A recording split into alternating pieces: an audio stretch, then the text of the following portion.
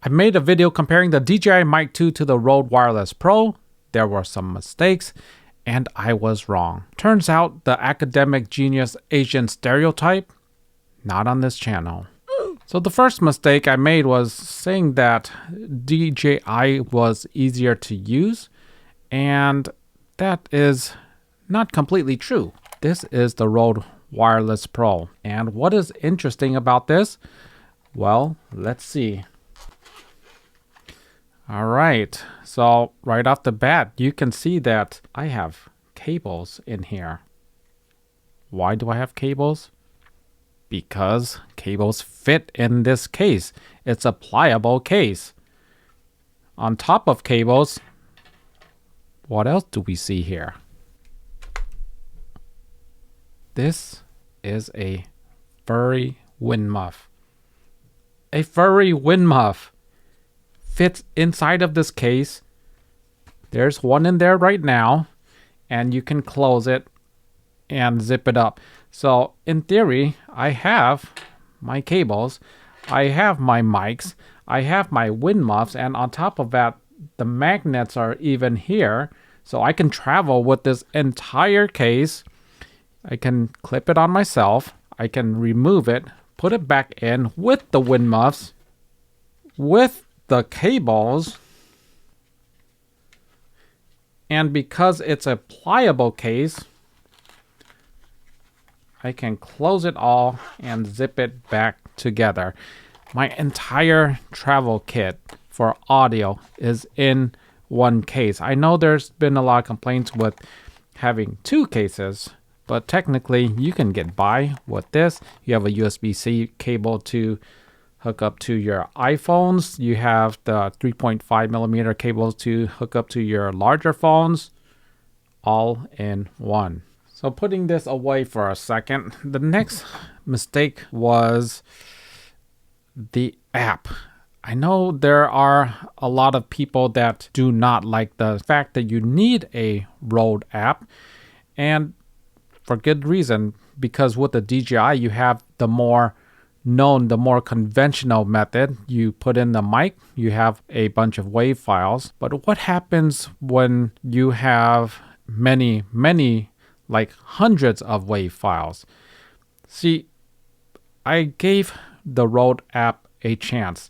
And when you give it a chance, there are a few things that you find out that's great about the app. First off, the ease of use is that you have cameras that are pre-programmed. I know the DJI has that option as well, but you can actually program that into your mic itself. The mic itself, the receiver will have which cameras that you plan to use. So if you use your iPhone, or if you use the Sony ZV-E1 or the Sony A7 IV, then you can pick those.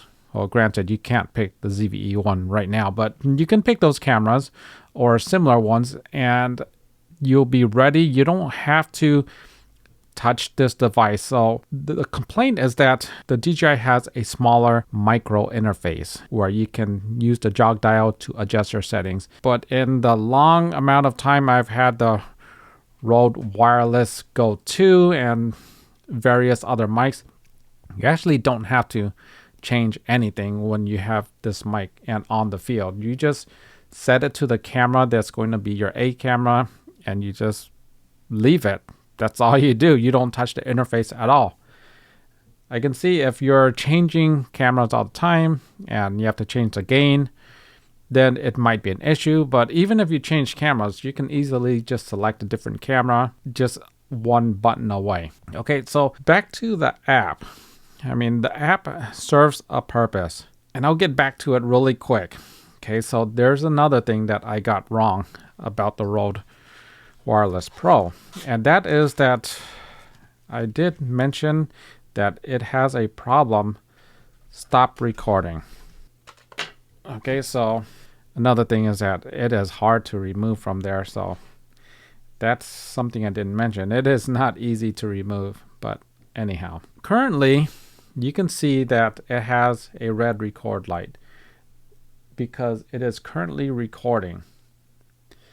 And I mentioned in the other video that when you press the button, it stops recording. And you don't want that to ever happen on accident, because if you're using like a professional system like a Tascam or something, there is no way that you could turn off the recording. But look what happens when I press it. It blinks. So what it did was it just created a new recording. So it basically split the audio file, and it doesn't actually stop. See, I was watching Chris Brockhurst saying that he would like to have that DJI feature where you can stop recording remotely, and then he's swapped to Rode saying that's not doable, but I believe it is. But either way, you can stop recording if you're in manual mode.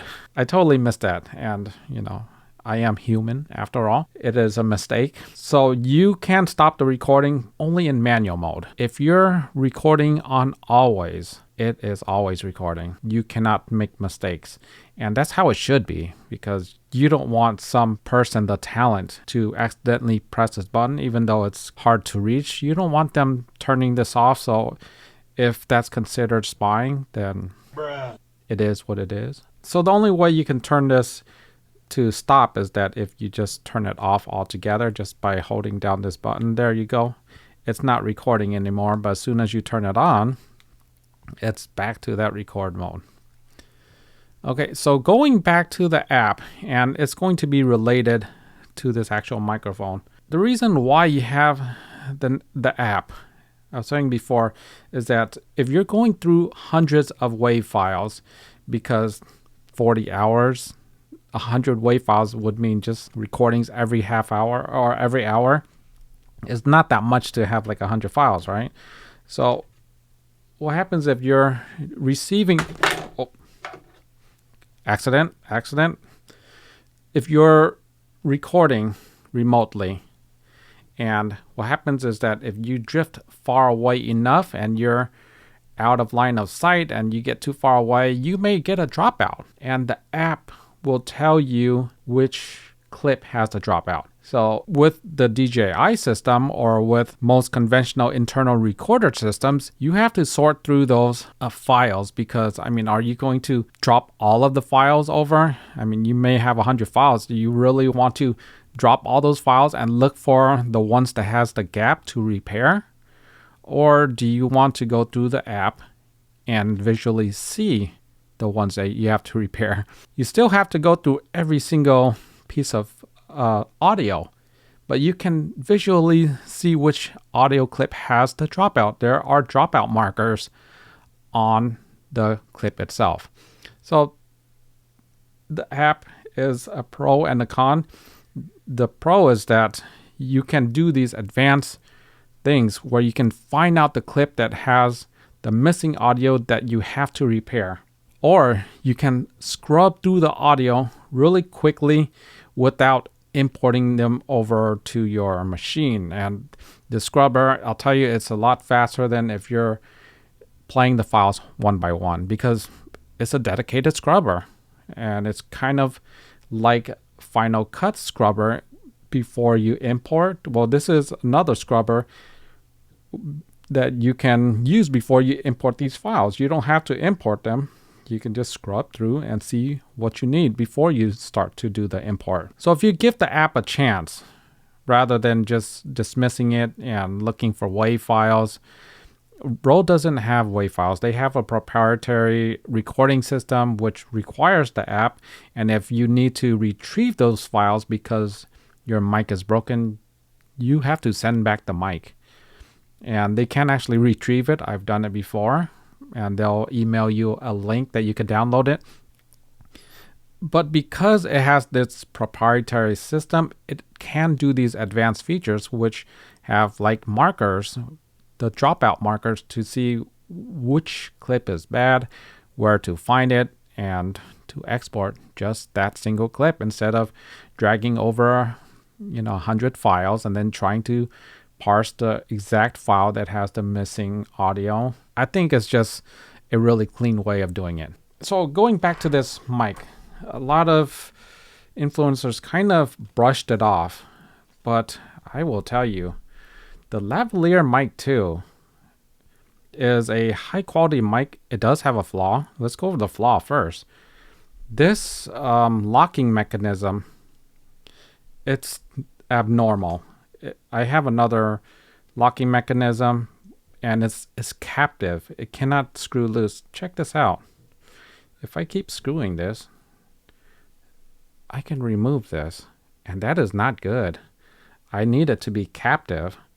So to lock your device, you can't just have it loose like other locking microphones, and so that might be uncomfortable for you. You might make a mistake. You truly will make a mistake. See, if I'm going to push it in like this, because it's loose already, I can't. If I lock it in, you see right here the problem. Okay, so it's locked in, but if you look at the microphone, it comes off. That is kind of a problem. Okay, so maybe you lock it on first,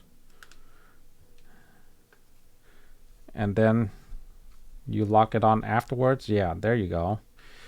That is janky as heck.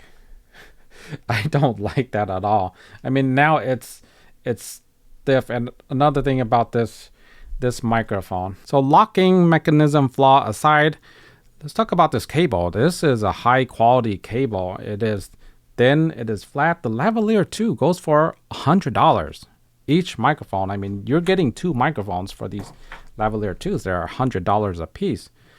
And the reason why they're expensive is they're high quality. You get the Rode audio sound. And check this warning out. Strangulation hazard. This cable contains Kevlar, has a potential risk of causing lacerations or strangulation.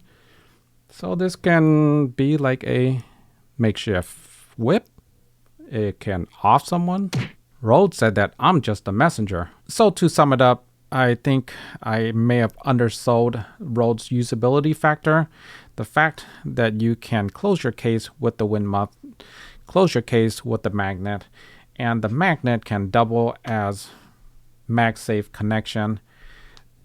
I kind of undersold that ease of use factor for the Rode, and the app is kind of undersold by everybody, probably because you're not going to get many dropouts inside of a studio setting like this.